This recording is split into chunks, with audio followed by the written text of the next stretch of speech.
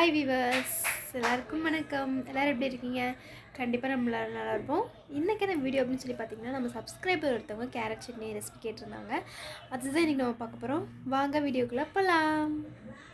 கடலைப்பருப்பு 1 table spoon, சீரகம் 1/2 table spoon, carrot வந்து பெரிய சைஸில் வந்து நான் 2 கேரட் எடுத்திருக்கேன். அதுக்கு காரத்துக்கு ஏற்ற மாதிரி 4 வரமிளகா நான் எடுத்திருக்கேன். நீங்கள் உங்கள் காரத்துக்கு ஏற்ற மாதிரி எடுத்துக்கோங்க.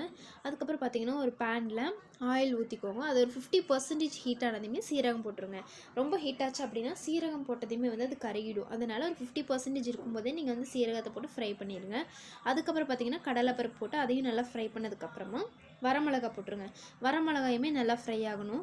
அதையும் ஃப்ரை பண்ணிவிட்டு அதுக்கப்புறம் வந்து கேரட் போட்டுருங்க. கேரட்டை கொஞ்சம் டீப் ஃப்ரை பண்ணணும். அது சீக்கிரமாக ஃப்ரை ஆகணும் அப்படின்றதுக்காக நான் வந்து கல்லுப்பு போடுறேன். நீங்களும் இதை ட்ரை பண்ணி பாருங்கள். கண்டிப்பாக இதை வந்து ஒர்க் அவுட் ஆகும்.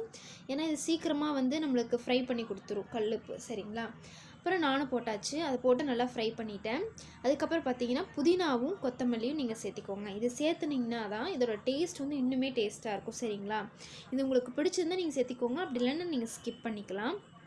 அதுக்கப்புறம் கடைசியாக மஞ்சத்தூள் சேர்த்துட்டு அதையுமே நல்லா ஃப்ரை பண்ணி நீங்கள் ஆற வச்சு அதுக்கப்புறம் வந்து பிளெண்ட் பண்ணி எடுத்துக்கோங்க. அப்புறம் இன்னொரு பேனில் வந்துட்டு ஆயிலு, அதுக்கப்புறம் இந்த ஆயில் வந்துட்டு நல்லா டீப்பாக வந்துட்டு சூடாகணும். அப்போ தான் வந்து கடுகு சீக்கிரமாக பொரியும். ஓகேங்களா? அதுக்கப்புறம் ஆயில் போட்டுட்டு அதுக்கப்புறம் கடுகு போட்டுருங்க. கடுகு போட்டு அது நல்லாவே வந்து ஃப்ரை ஆகணும். அதுக்கப்புறம் கருவேப்பிலை போட்டுருங்க. கருவேப்பிலை போட்டு ஃப்ரை ஆனதுமே நம்ம அரைச்சி வச்சுருக்கோம் இல்லைங்களா, அதையும் சேர்த்திக்கோங்க. சேர்த்திட்டு தேவையான அளவு தண்ணி ஊற்றிக்கோங்க.